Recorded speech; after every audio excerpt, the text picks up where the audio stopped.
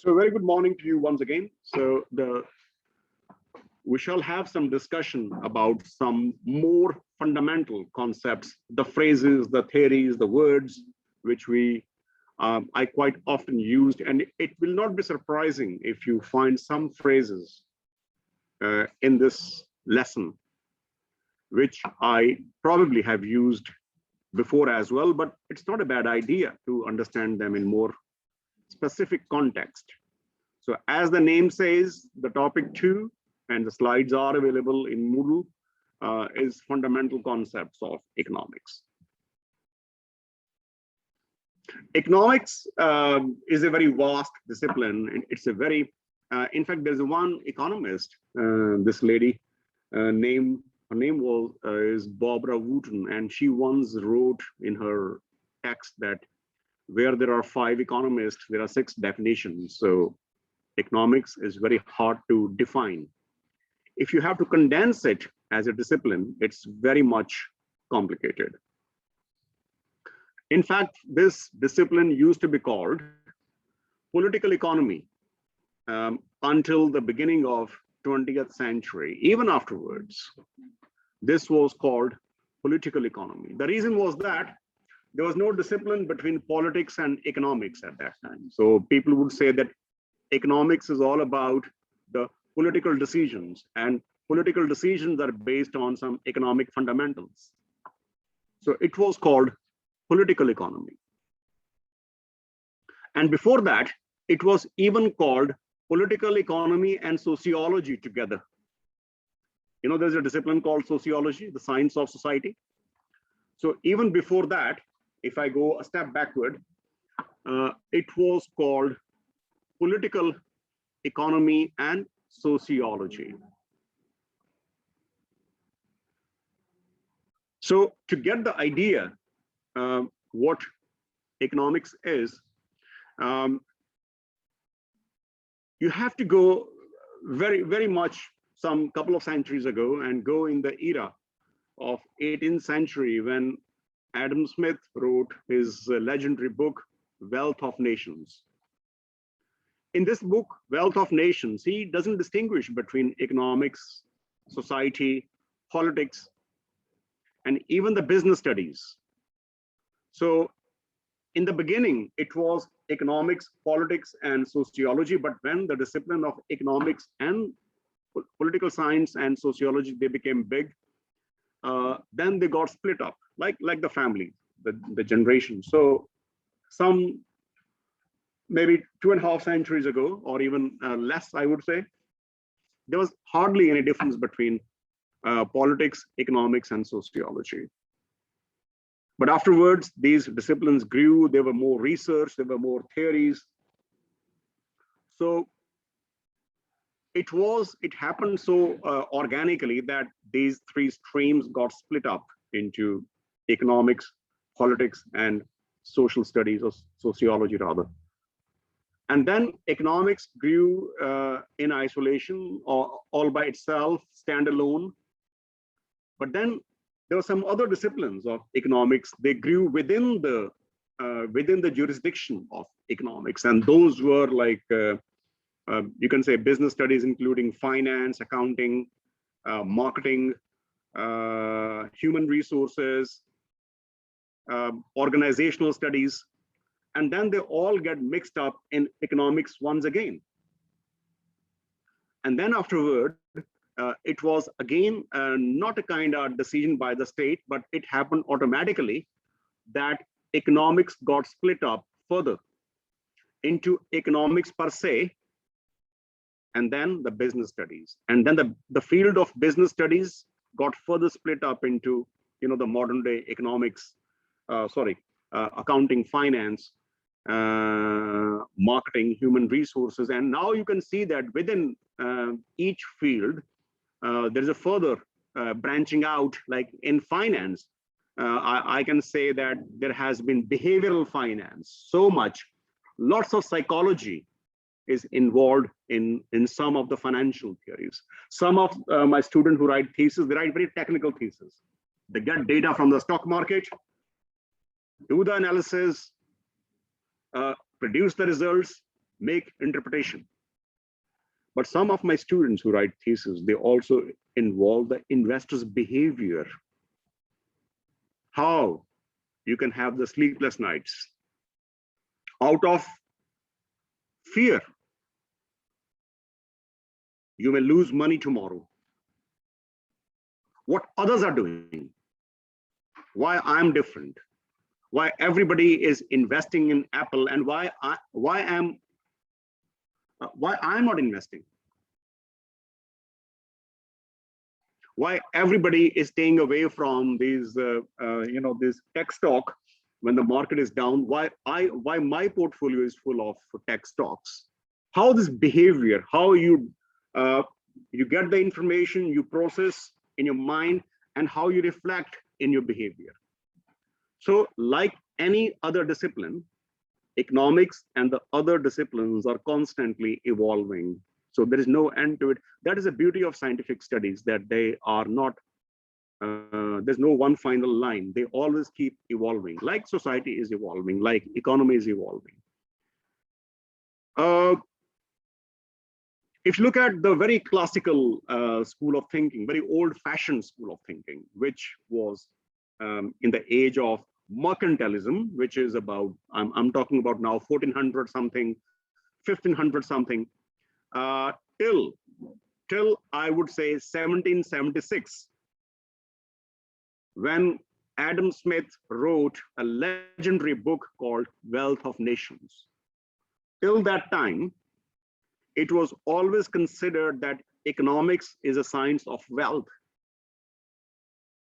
It's all about money, wealth, richness, how to become rich, how to enhance your wealth. That was a very narrow but most accepted,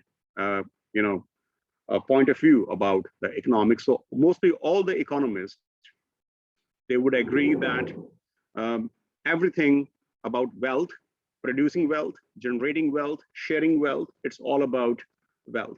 So economics and wealth are synonyms.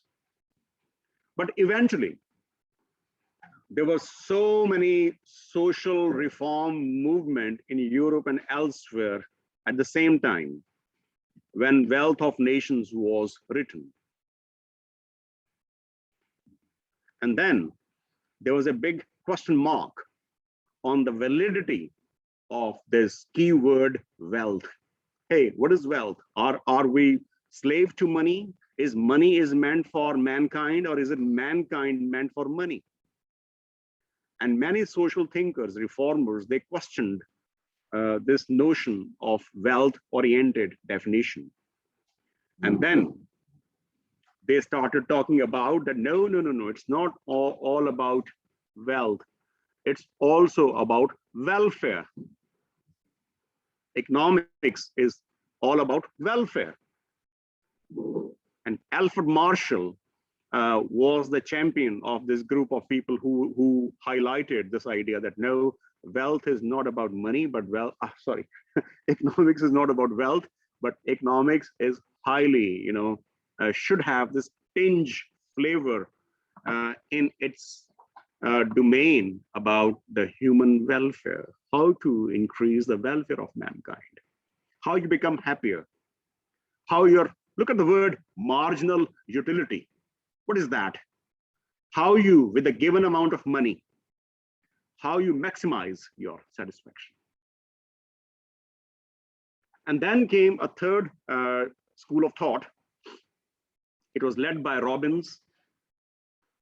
He said that, hey, what are you talking about? You're going from one extreme to other extreme. The one group of people are making money highly materialistic, economics highly materialistic, money, wealth, money, what is that?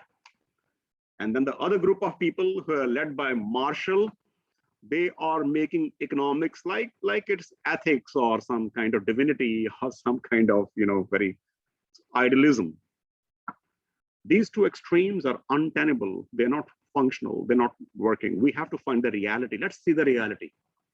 The reality of life is that we have the limited means and the unlimited uses or at least potential users. We have time between 9:45 to noon. The time is limited, and we have so many uses which we can exercise. You can attend economics lecture, you can go to a job, you can sleep, you can see some friend, you can go for a jog, whatever you want. So that the resource, the means are limited, but their uses are unlimited. And we have to make this kind of matchmaking between limited resources and the unlimited uses, that the end output is giving you more happiness than before, giving you more utility. So Robbins, he brought the reality of life that we need to bring this kind of debate, that where we deal with this issue of limited means and unlimited uses. And then came the modern economists, who basically were, they showed up, I would say in 1970s, this was a group of, we call them as the growth-oriented economists.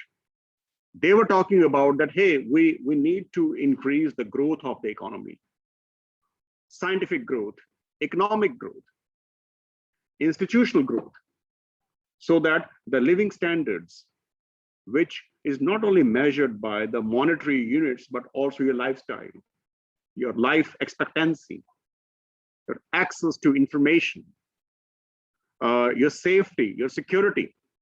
So all these things are included in that. So since 1970s, I would say more particularly, there is a group of economists which is working very hard to make economic growth-based theories and research.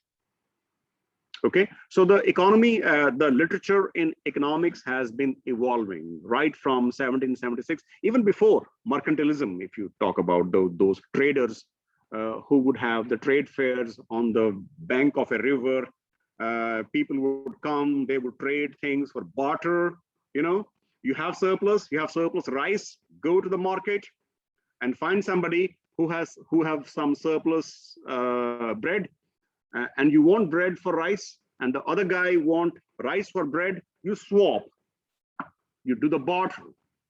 Since that age, the economic theory, consciously or unconsciously, have been in function, have been in practice. But slowly, this literature became more and more, scientific, organized, and now we have economics discipline is one of the most well-structured disciplines among all the social sciences. So I would say that all the other courses, like finance, you'll be studying, management accounting, you'll be studying marketing, you are studying already. So all these disciplines are the offsprings, are the children of a mom, and the name of the mom is economics. Okay, so economics is a mother science in this discipline. Yeah, welfare. I want to say something about the welfare. The welfare is both quantitative and qualitative. How can you measure welfare? Well, there are many ways. You can measure the welfare quantitatively. You can say that the per capita income of the economy.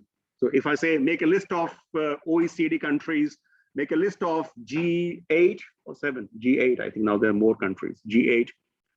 Make a list of the first world, make a list of the developed countries, and you bring. And I ask you, hey, what is your criteria of making these countries categories? And you will say that because of we saw the per capita income is one parameter. So you can measure it. You can look at the income of people. You can see the expenditure of people. You can see how much wealth the country possesses. You can also see these things, but at the same time, the welfare is qualitative also. How much peace you have, Is the society you live in, is it peaceful? Are you safe? Are you secure? Is your life, your dignity is safe, secure? Do you have you, are you supposed to work a lot? Or do you find some time for yourself, for your family? Do you have the leisure time?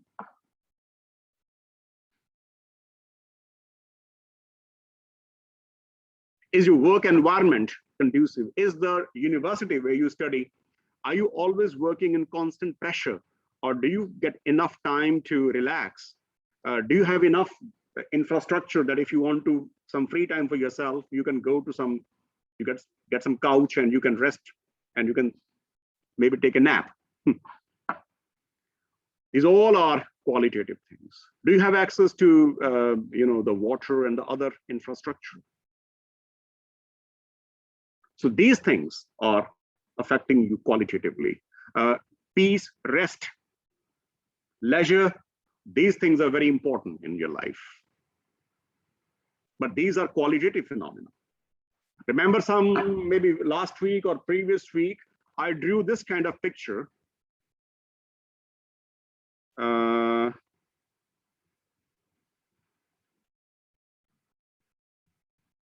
Wait a sec. I drew a picture like this, in which I took the example that if the wage rate is on the horizontal, on the vertical axis,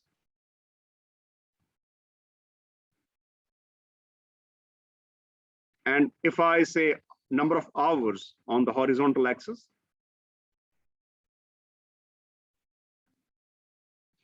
and if you want to see the supply curve of labor, you'll find that the supply curve of labor, you supply more of your labor. I mean, you work more as the wage rate goes up. At a very low wage rate, you don't have any incentive to work. But as the wage rate goes up, you start preferring to work. Isn't so? But do you work endlessly? I mean, more wages, you supply more labor, but the buck has to stop somewhere.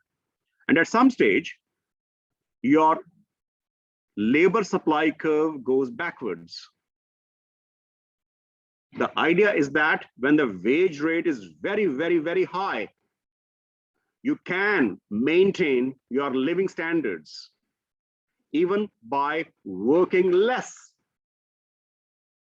So if you see the trend, you find that as the wage rate increases, you start supplying more labor.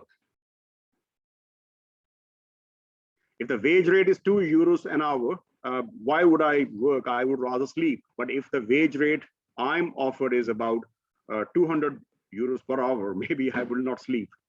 But the question is that, do I show this behavior always? No, at some stage when I see that, hey, I got my life standards maintained, I'm fine. I can maintain my life standards by working less. So at very high wage rate, the labor supply becomes backward sloping. So when I say backward sloping, it means that you work less. If you work less, what you do more? Well, you take leisure more. So as the wage rate goes up, your leisure starts increasing. Now, this is a qualitative phenomena that we want to rest, we want to relax, we want to go out on vacations. We can't work like machines. And once again, not in all the rich countries. I mean, if you compare the OECD countries, you will find that their per capita income is nearly same, similar, quite comparable, but the quality of life is not same. Finland,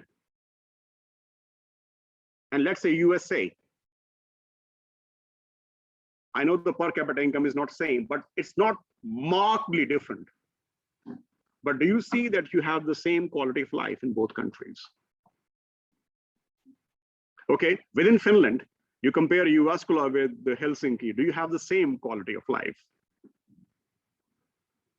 Within US, You live in Manhattan, and now you compare that you live somewhere in the far-flung area of Arizona.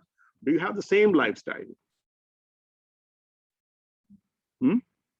So even though quantitative data is showing the averages, more representative things, but the very micro level, very minute level, qualitative differences, they still remain uncaptured by the so-called measures of welfare. I think I discussed with you some, maybe in the beginning of this course, that if you see the gross happiness index,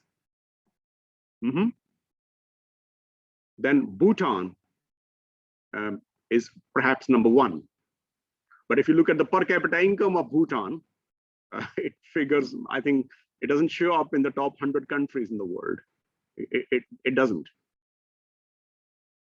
It's totally secluded country, landlocked, hardly any connection with the neighboring countries, the very limited, small population, not much so-called industrialization or corporatization. But if you look at the happiness, people are very happy there. Okay, so these things. So when it comes to the word welfare, when it comes to the phrase welfare, you have to be careful that are you measuring welfare quantitatively or qualitatively or both? Quantitative measure has one benefit, that there is a convenience of measurement, because everything can be multiplied by some euro value, and you can aggregate them and produce one single figure. Hey, this is the sum total of something. Maybe in the qualitative measures of welfare, it's difficult to. I think the methodology is difficult because it's very difficult to measure things which you can't, of course. Sometimes I feel that some young early stage researchers, they start romanticizing economics as welfare, and that welfare is costless. Well, there's no problem in studying welfare in economics, but if you assume that the free lunches, there is a welfare is costless. Welfare is something, how to say, is it like a goodwill gesture? It costs nothing. No, welfare can be very expensive. And if you want to know more about the expensive side of welfare, read this snippet. This is a small snippet which I took from BBC. You can see the full source at the bottom. And here, the Chancellor says, the Chancellor of the Treasury in UK, talks about the hard-working families, arguing the benefit system, because in UK is an Anglo-Saxon country.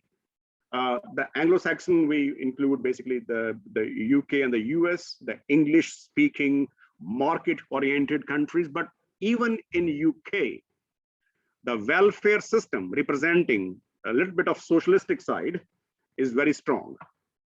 Okay, much stronger. For example, NHS, is very strong. You can't have something similar to NHS, National Health System, in US. So even though UK is falling in the league of US, but UK still have a European tradition of welfare, equality, those ethos. Okay, Chancellor is arguing the benefit system needs reforming to sharpen work incentive and to have a welfare system that is fair to those who need it as well as those who pay for it.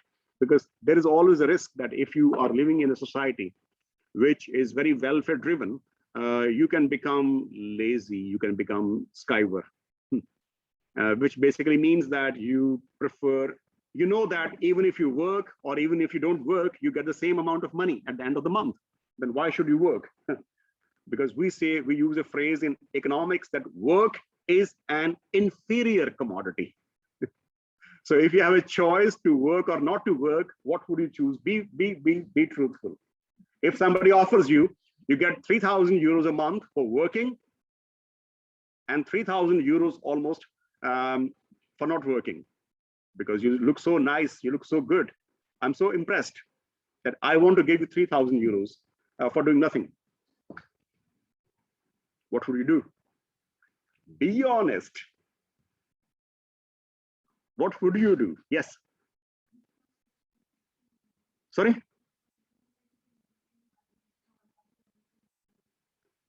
No. I agree that you are very nice girl. You have very high moral standards. I fully agree with you, but you'll take money doing nothing?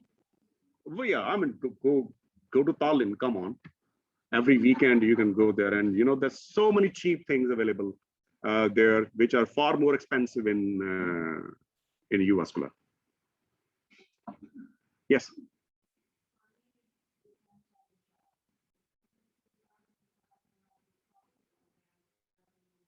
Mm-hmm. 3,000, which is something like a dull job, and of course, rather than nothing. Mm-hmm. Yeah, that's a good. Yes, good point. €1,000 plus I go finding new job where I go earn more money. Yeah, yes.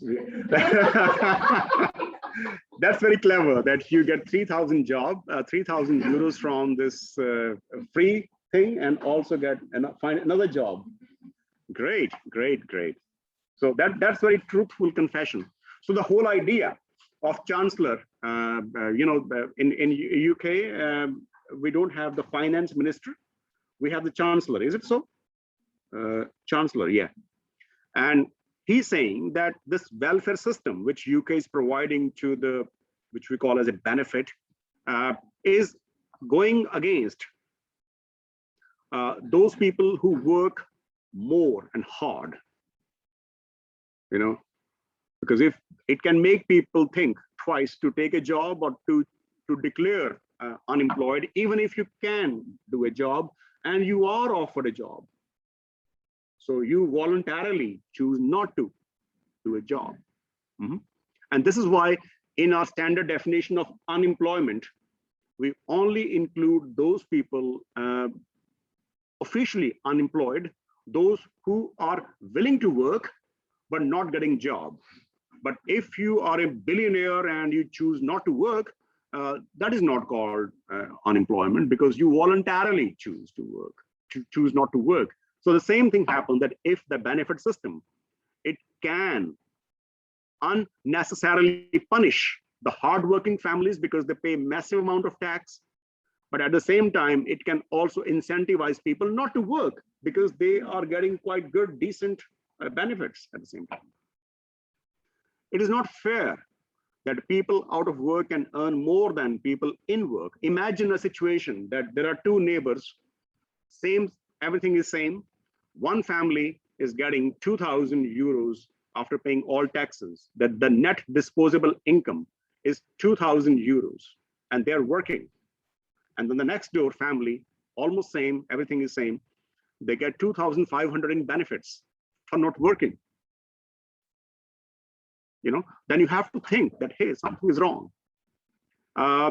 In 2013, the government capped the amount of benefit families could receive at £500 per week. So the maximum benefit which any family can get from the state is £500 per week, or if you multiply by 52 weeks, it becomes £26,000 a year.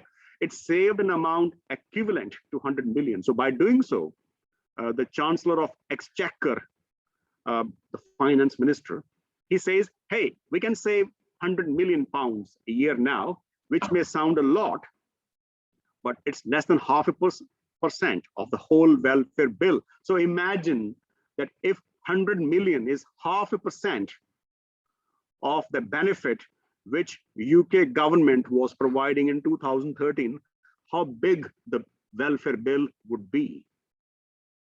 So it means you multiply by 200 this number. Yeah, 1%, 100. So yeah, so if you multiply by 200, that would be the total amount of, it will be some billions. Yeah. Yeah. A saving to put a dent in the deficit would have to hit far more people. And indeed, Chancellor is expected to lower the cap to 23,000, not 26,000, but it has to go down in London, and perhaps £20,000 outside London for a very obvious reason. London is a big city, so there's a more expensive. So rents are, far more. So the cap has to go down from 26,000 to 23,000 in London, and 20,000, because this is a lot of money which the state is spending. So this small snippet shows that somebody has to pay the bill. So all the benefits that we draw, it means that somebody else is working for you. So welfare itself has its own, dynamics. People can complain that why should I work hard and pay more tax? Make sense? Any thoughts? Anything in chat? Anything special in chat? No. Okay. Okay. Well, we'll come back to this. And there's one more snippet I think I took here. Yeah. What is included in the term welfare? We spend 1 trillion each year, and this is from Washington Post. So this is also the full URL is given. So it's in the context of US.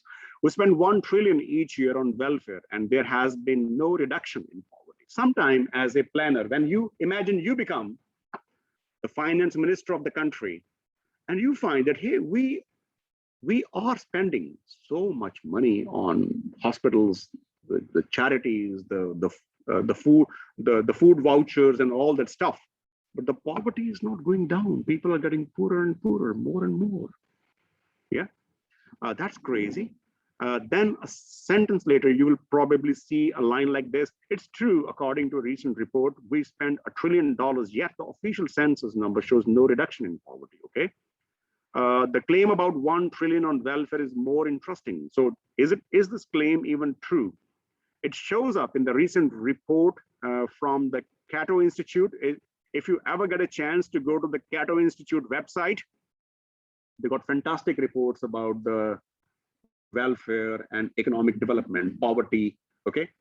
Yeah, so Cato Institute is very good in terms of to enrich your knowledge, which argues that the federal government spent $668 billion per year in 126 different welfare programs, spending by the state. And yeah, so it's only by the federal government, but if you add the money spent by the local and the state means the provincial governments, the figure would be massive.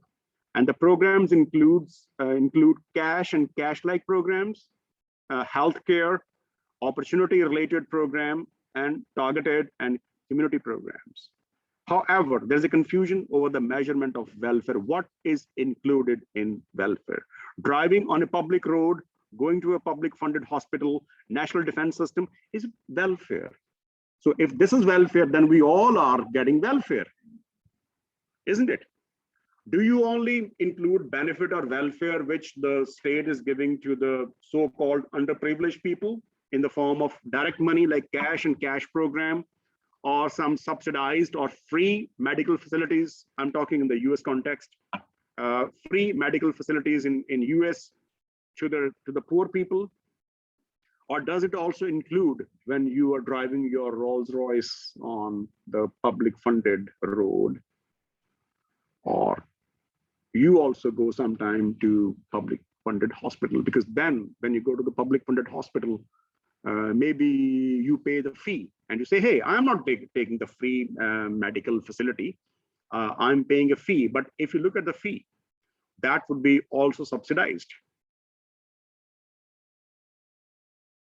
Or go to the private hospital. And the national defense system. You get saved, you get protected by the spending made by the state on the defense system. So in a way, if you count this as a national, so you have to define what is welfare, basically. Welfare is a very confusing word. What do you think should be included welfare? We can say that these people are taking money from the taxman's pocket, but you also drive, you can say that I pay road tax, but believe me, the road tax If it is at the market price, it would be much higher. You can say that I paid some money for, for the kids when they go after school to some daycare, yeah.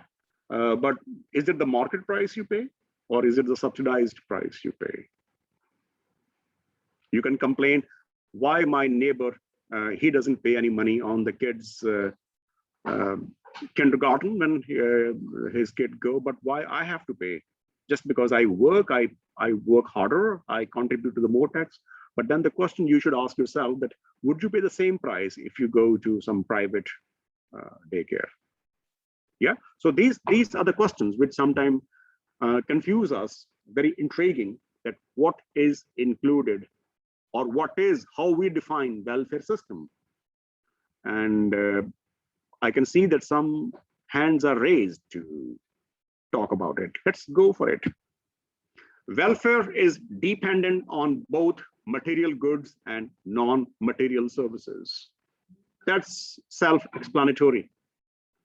It depends upon those things which are tangible, physical, touchable. They have the physical qualities. But our welfare also depends on those so-called services, like medical prescription or the IT services, the telecom services. Look at a few days ago, there was a breakdown of Facebook and some other, and it was almost as hell has broken loose, because we are so accustomed of availing some services. We want to stay connected and we want to be, aware what's going on. The resource scarcity, the unlimited ends, push us to the problem of choice. When you have even scarce resources and when you have even more requirements, the potential usages, that makes the problem of choice even more severe. And that is why many scholars, especially led by Robbins, they believe that economics is nothing but a science of scarcity. We all study about scarcity. And thus, we use the phrase of opportunity cost, the term which I discussed. And this leads us, when we have this kind of backdrop, it leads us to study a new concept in economics called production possibility curve, PPC. Imagine, we make it a very simplified assumption. Imagine that there is a country, economy, and in that economy, we have two sources, and that is labor and capital, means labor and machine, basically,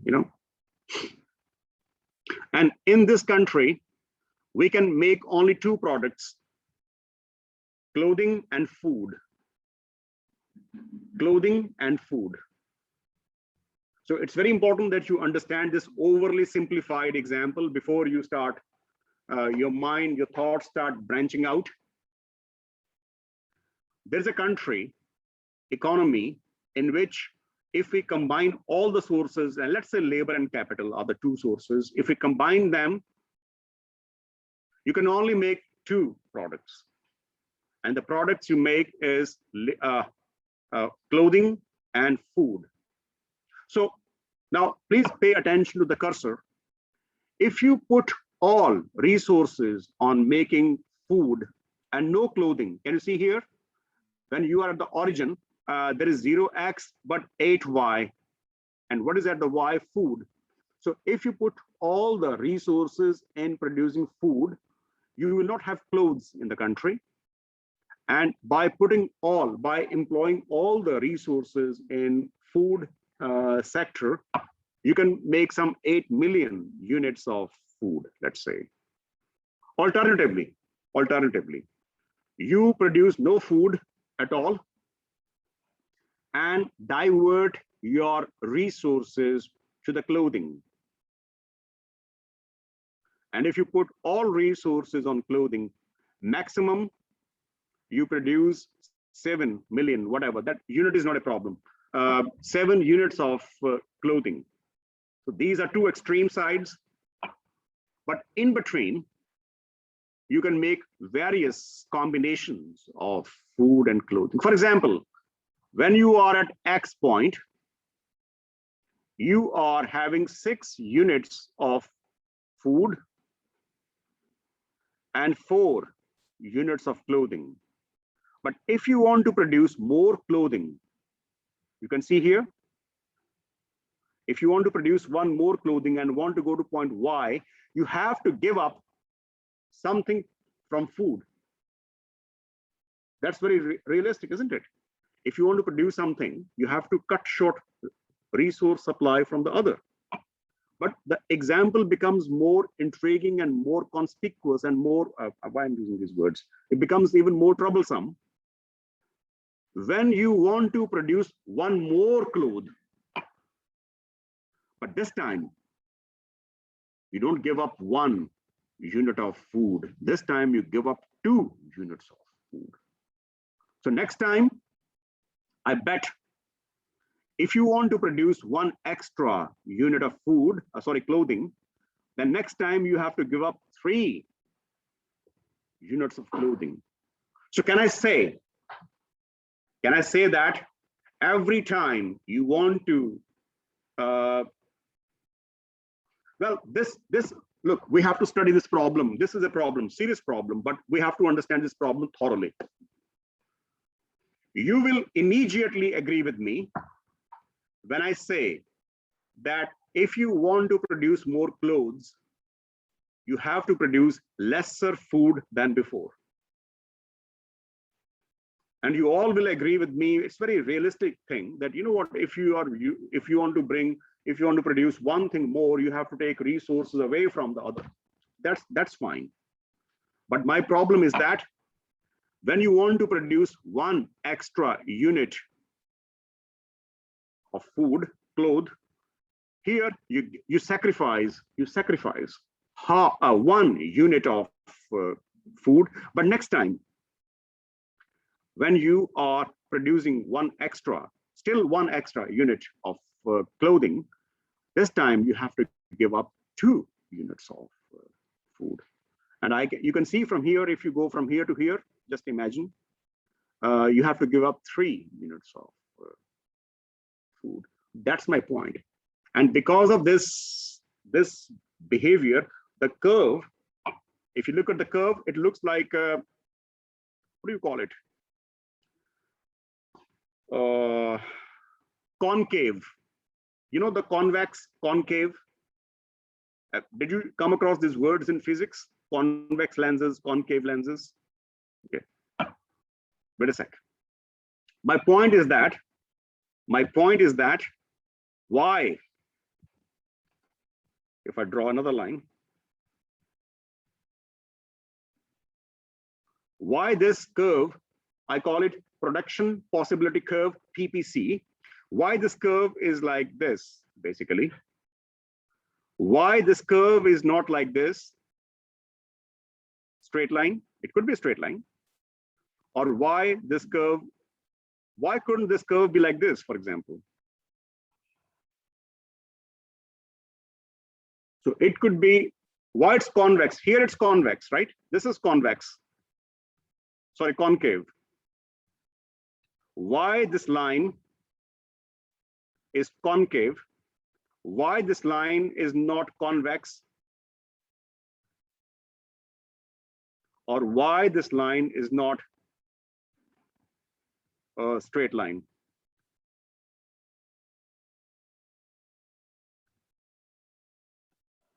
What makes this concavity not convexity? And think about it. I give you some time, but I hope if you haven't understood my proposition, please ask me, I would repeat. My problem or my thesis is that why the production possibility curve is concave to the origin. Look, when you produce more, you sacrifice other, that's very straightforward.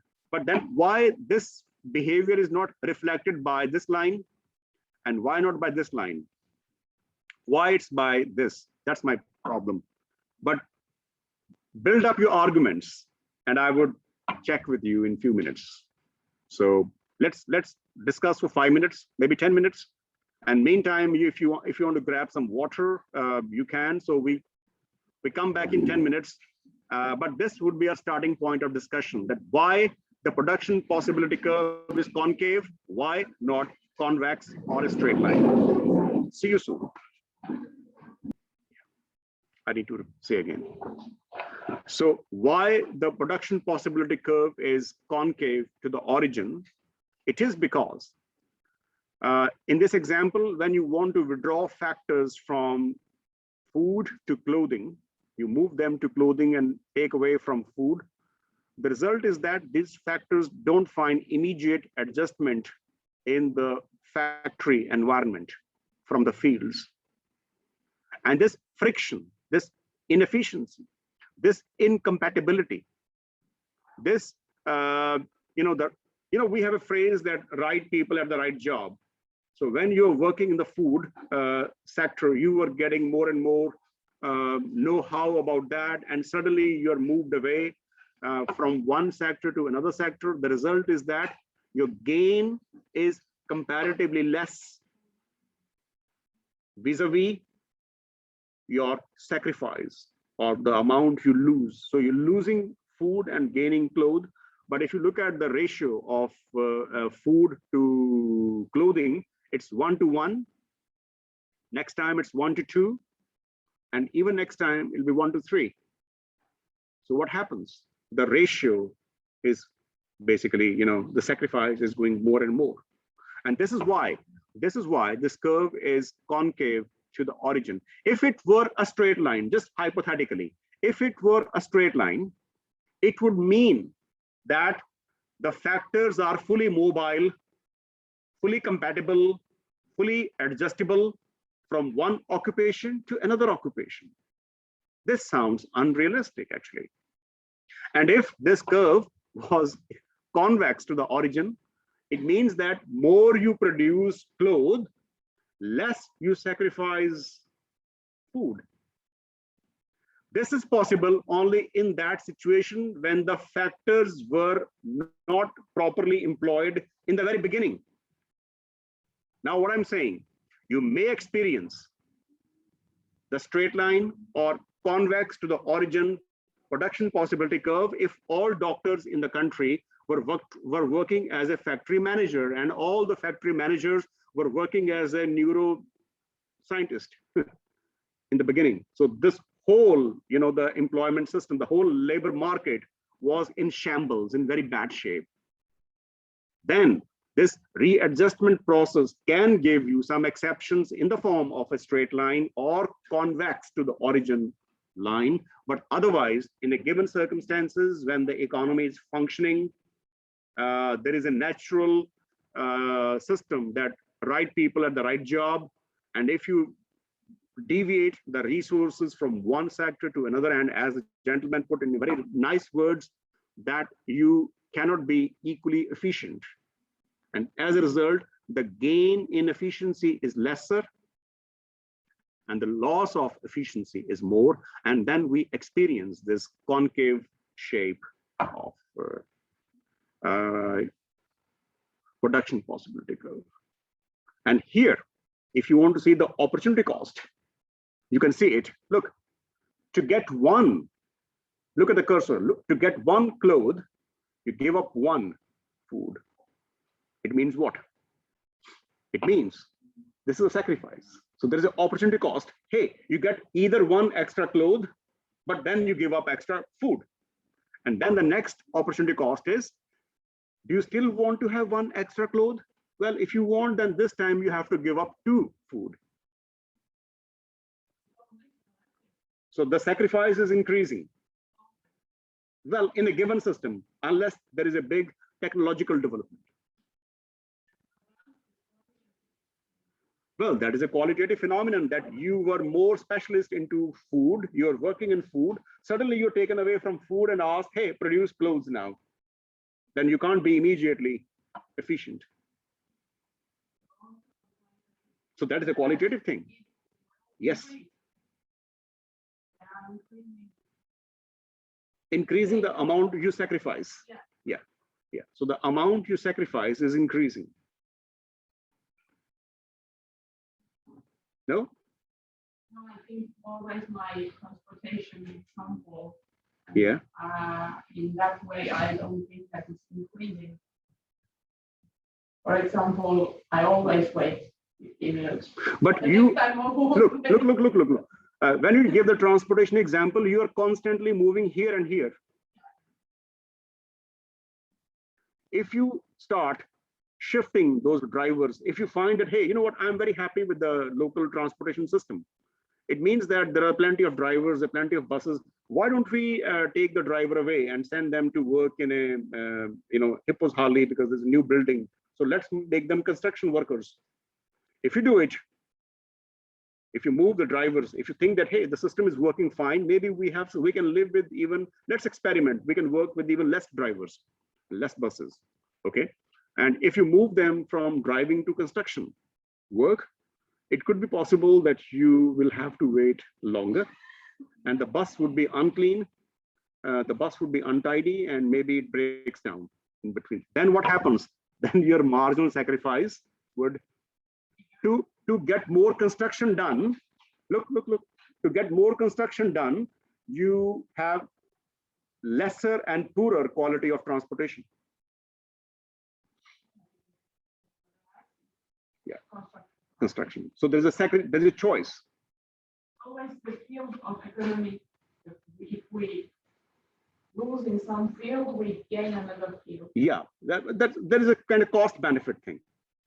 And it's not only in economics, even in our every walk of life, we have the problem of choice. We choose something, but when we choose something, we give up something. The question is that, is your giving up, is this psychological pain? It could be the physical loss of quantity of, in this example, food, but it can also be non-physical, some psychological pain, isn't it? Think some example. Don't think in terms of too much in a economic sense. Think even in the human relationships. See in our usual life, you get something, but you give up something. I go to city center. I have 10 euros. I buy something, but I had two things in my mind. Yeah, but the thing which I don't buy is my sacrifice. Yeah, I would always regret, hey, if I got more money, I would have bought two. But then this situation, even if I have 1 million, then even then the situation will go on. Yeah. Okay, so we move on. All right, then the question is, how can we show the economic growth without saying a single word? Well, this was food maximum and this was clothing maximum.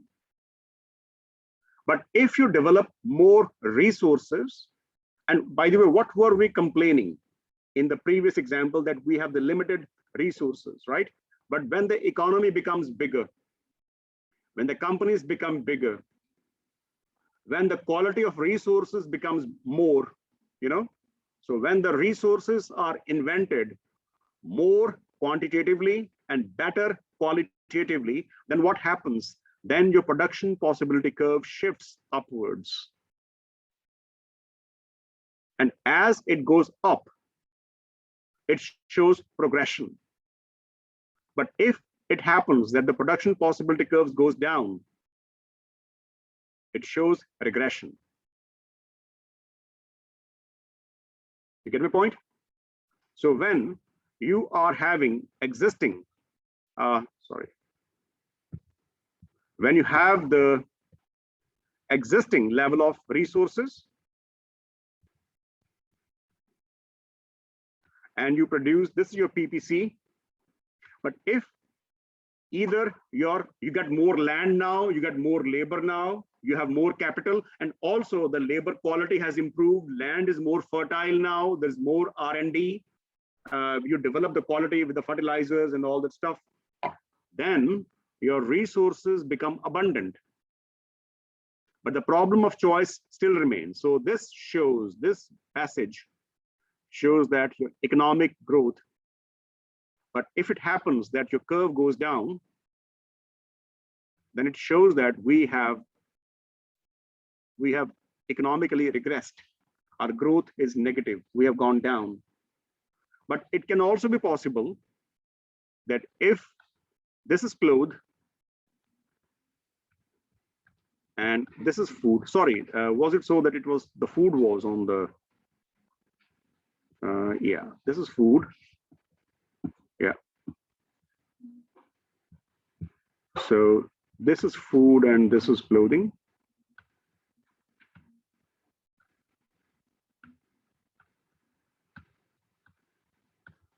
And this was your previous production possibility curve. It could be that your technological development has gone down in food, but the clothing has improved.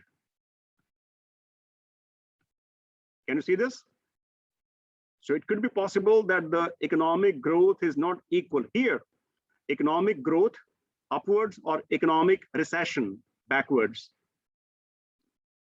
They are common to basically all the commodities.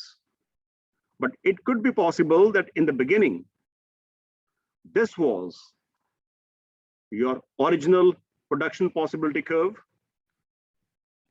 But what happened over time, that maybe there is less land available for food because people are making houses. It could be possible that land is getting barren because if you use land more times, its fertility goes down. Or it could be possible that the nature's fury has caused a lot of damage to the crops. Or it could be possible that our agricultural technology is not keeping pace with the time. But on the other hand, our technology in the clothing, in the textile sector is increasing. We have more labor, better quality, better techniques. And as a result, the food production has gone down than before, but the textile production has gone up than before. And as a result, our new PPC is a little bit more kind of, looks like a, what's the word, more oval shape, it becomes. But the logic, the basic philosophy still remains same, that if regardless of the PPC is this, number one or number two,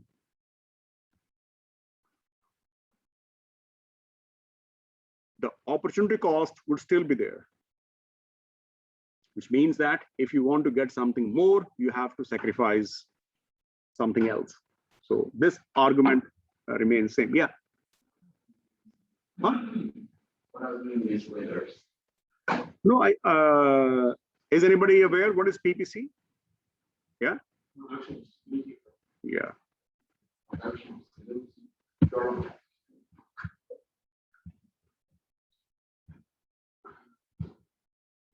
Production possibility curve. This is the curve. Yeah. Okay. So this curve, this concave looking curve is called production possibility curve. Look at the word production possibility curve. So what is possible? Maximum. Okay. Now, the next example, we still carry on with the production possibility curve, and imagine that this is the PPC, clothing, food. When you are at X or Y, one thing is common at X and Y, that you are utilizing your resources to the fullest.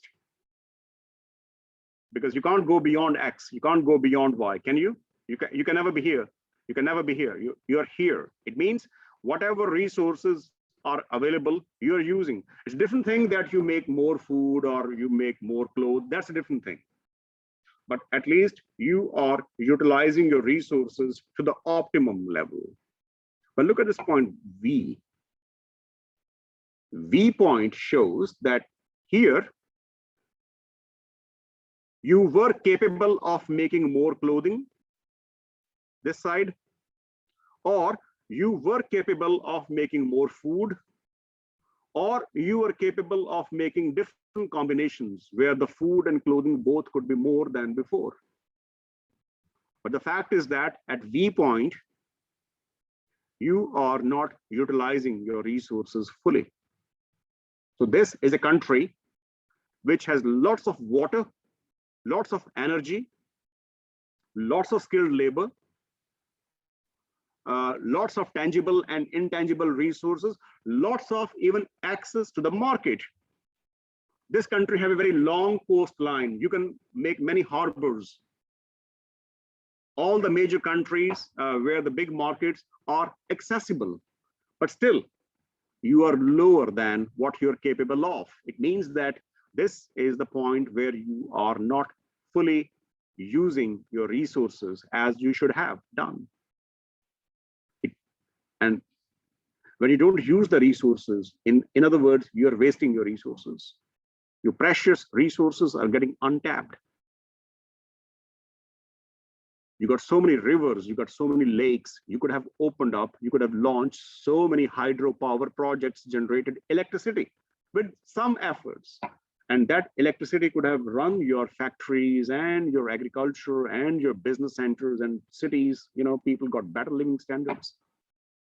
You got such a long coastline that you could have made some harbors. Your location of the country is so strategic. You're so close to all the major destinations in the world.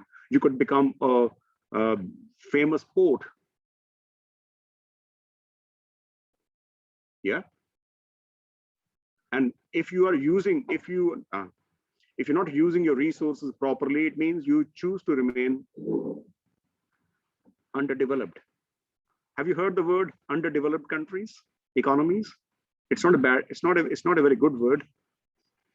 This is what happened. One common feature of the developing, now we call them more respectfully developing countries, but of course in the past they were called this kind of very phrase, underdeveloped countries, UDCs or LDCs, less developed countries. And one common feature of these countries was that their resource utilization is below the capacity.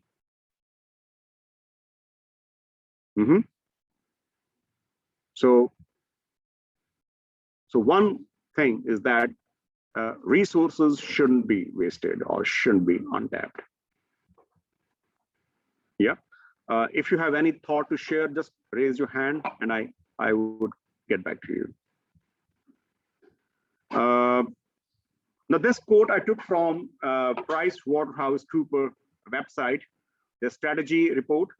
It says, as cost pressure increases, companies have begun spending less on incremental innovation and allocating more of their declining research and development budgets to breakthrough innovation. So sometimes it happens that you are not able to use your resources because you need some R&D.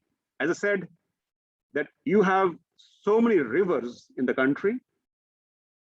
Your coastline is very long. You have so much of sun, that it's, basking. You could have done some solar power stations, or you could have developed some good tourist destinations. But what happened? You need some resources to use your resources. I'm giving a statement here, and I want you to give me some of your inputs.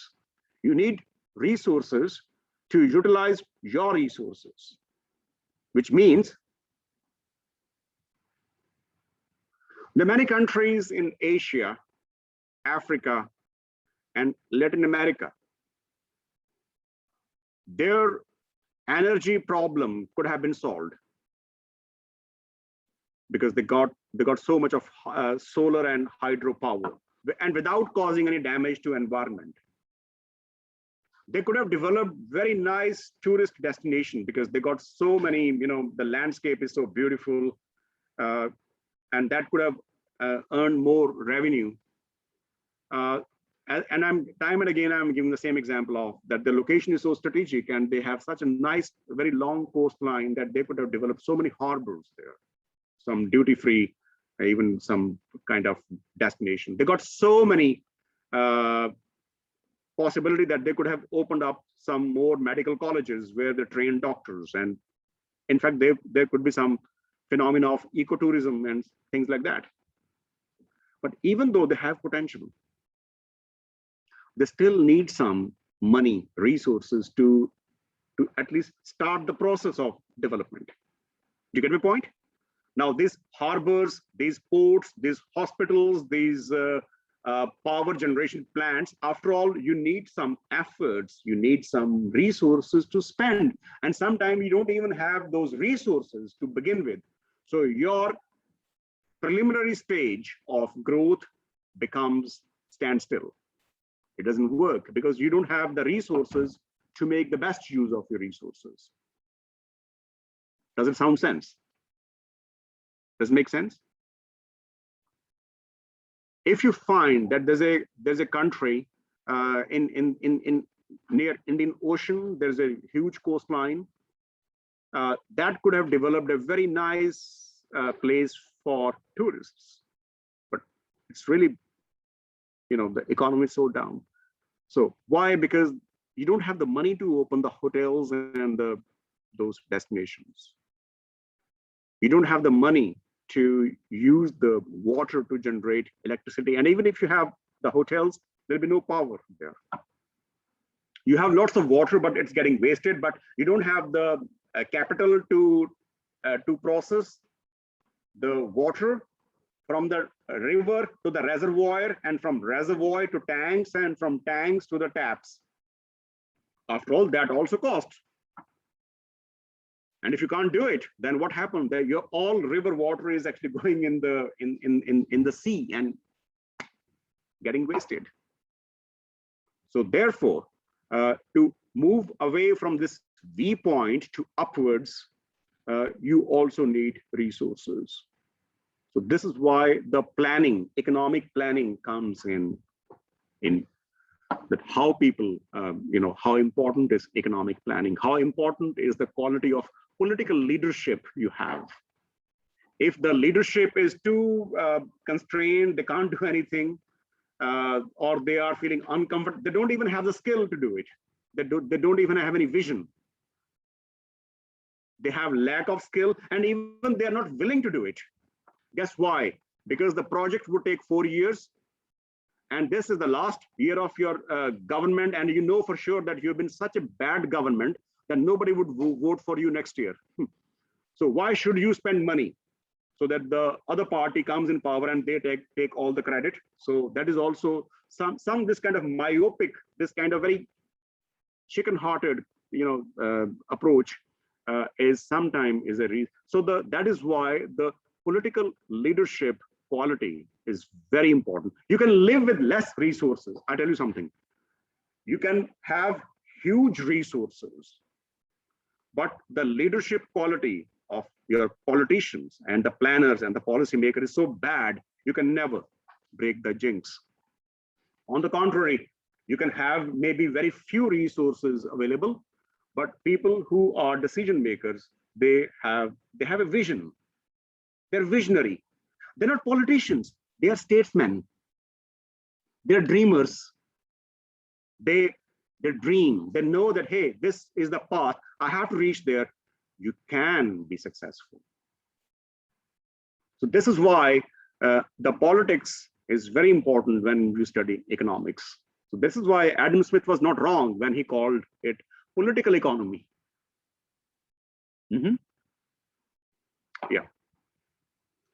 Did I miss anybody's point? Did anybody want to say something? And I used my. So this is a short passage from a publication from Harvard Business School. So please read this text and build up your thoughts. I got very good ideas from you, and now I want to condense them, put them together. The managers are giving more preference to the shareholders than the investment in R&D and the innovation activities. And this idea I can relate with you two, that this in a way is reflecting the short-termism. In the medical science, we call it myopia. When you become short-sighted, you can't see, So the managers can't see beyond their shadow.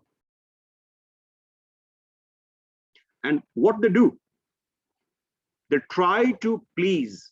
And then this gentleman said that they are not going to stay here for long. So they want to be in a good terms with the shareholders and stuff. Yeah, that's right.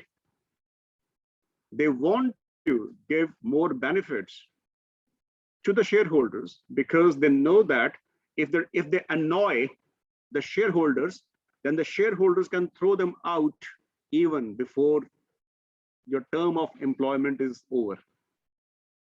Because the shareholders are the owners of the company because they invested. So what happens? The shareholders keep changing. They want to become rich from the company, get more dividends, more profits. Therefore, they are putting extra pressure on the managers that hey, manager, if you want to save your job, think of helping, benefiting, pleasing, appeasing the shareholders. And what happens?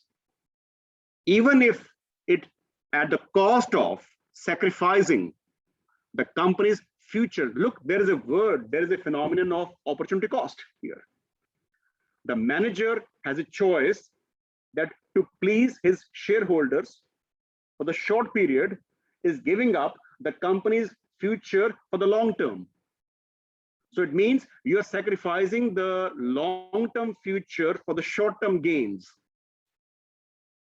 And this is because there is a pressure of the shareholders generated on the managers to deliver them the profits and not to look at the company's long-term growth. The same thing happens in the economy. Why I gave you the example of corporate sector, why not politicians? Because we find so many examples of political corruption or the political bad planning or policy making, but in a way, we gave a clean chit to the corporate sector. But now we have example of corporate sector. By the way, this passage doesn't fully cover it. These 78 people who were interviewed, if you read the full article, they are the CEO and CFO of the Fortune 500 companies list. So these are not ordinary startups. They belong to Fortune 500 companies. The CEO of Fortune 500 companies, 78% of them who says the managers that, hey, we are too scared to touch the shareholders. If you don't give them dividends next quarter, they would take their investment away and the share price will go down. But what we are sacrificing knowingly, we are sacrificing companies' future growth, which depends on innovation, R&D. The same thing happens in politics. The politicians in many countries, they are driven by, they have a fear of being thrown out of the power. So what they do, they don't take decisions based on economic rationale, rather they take economic decisions based on political compulsions. They want to please some people. Hey, he will cast me vote if I please him. Even that action is against national economic interest. So therefore, there is a opportunity cost. You are sacrificing the country's future for your long-time personal gains, basically. So this is why the problem of choice, rather the bad choice, is not only confined to the politicians, but also to the corporate leaders. So that is why sometimes I always say that, sometimes I say that it's very easy to criticize the politicians. The one good thing they all have is that they don't revert back. But we also have the other sections of our economy and society which are not doing things differently. Yeah.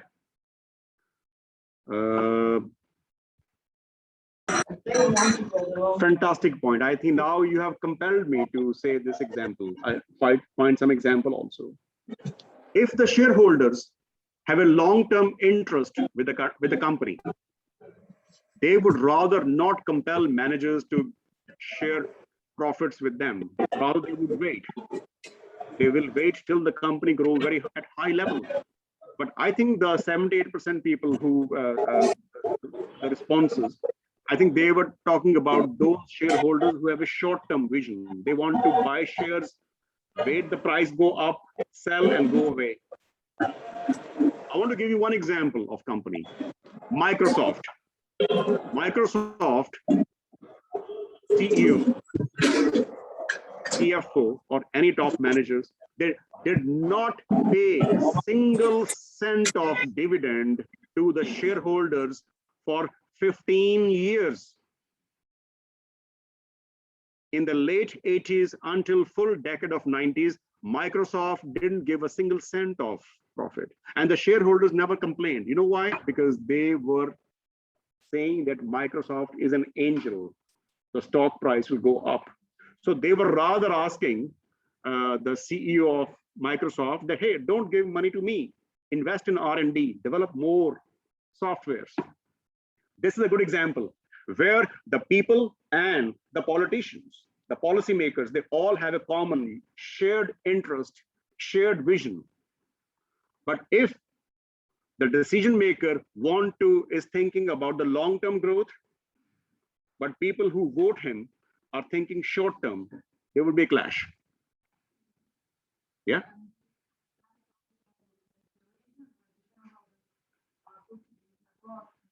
Exactly. To be involving about the schedule of the company to make them know the long-term aspect of the decision. Yeah. So vote carefully, okay, in the future. All right. So with this, we complete today's meeting. We have one more session before we complete this topic. But because next week is your holiday week, so I wish you very nice break and stay safe and have fun.